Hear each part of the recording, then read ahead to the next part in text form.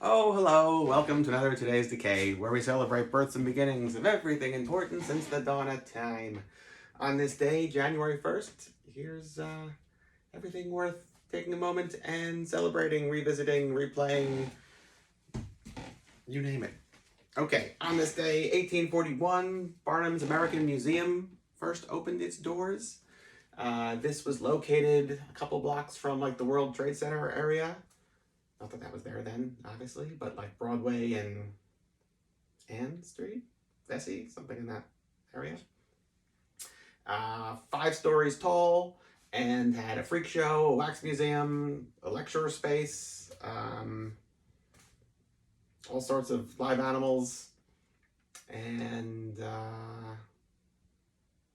24 years later, it burned to the ground.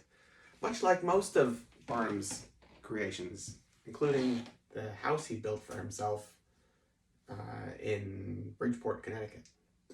Everything's like nature reclaims what was once theirs from Barnum.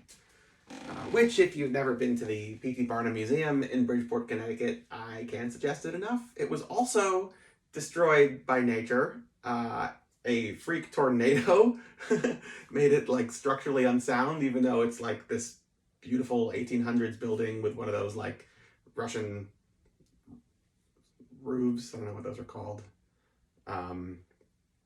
You can see it from 95 when you're driving. It's on the west side of 95 going through Bridgeport. But they still have the first floor where they collected everything that was like of value, I guess. So you could still get like a version of the tour.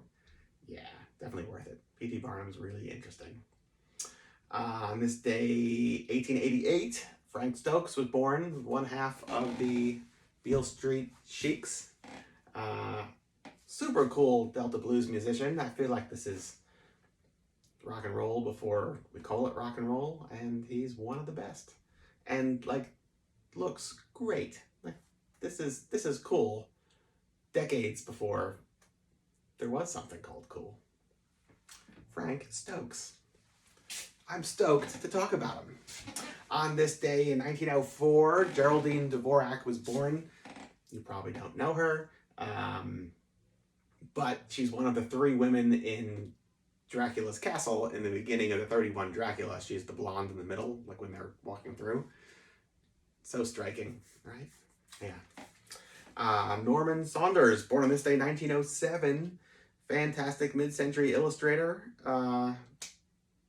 Did a bunch of the Mars Attacks cards that then eventually became, I guess, the movie, culturally known.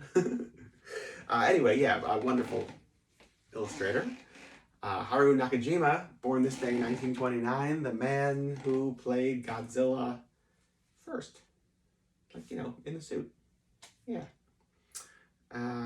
Kumi Mizuno, born 1937, also of the Godzilla universe. She's the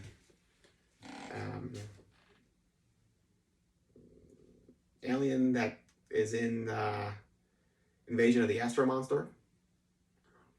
Really striking. Beautiful woman.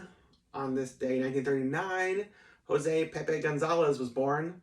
Also a fantastic illustrator. As seen here, his work on Vampirella is one of the best for sure. Gillian McCain, born this day, 1950. Writer who, among other things, is responsible for the book Please Kill Me, which is fantastic. Billy Miller of Norton Records, Xantes, and A-Bones fame, born this day, 1954. New York rock and roll will never be the same. Here's a memorial postcard.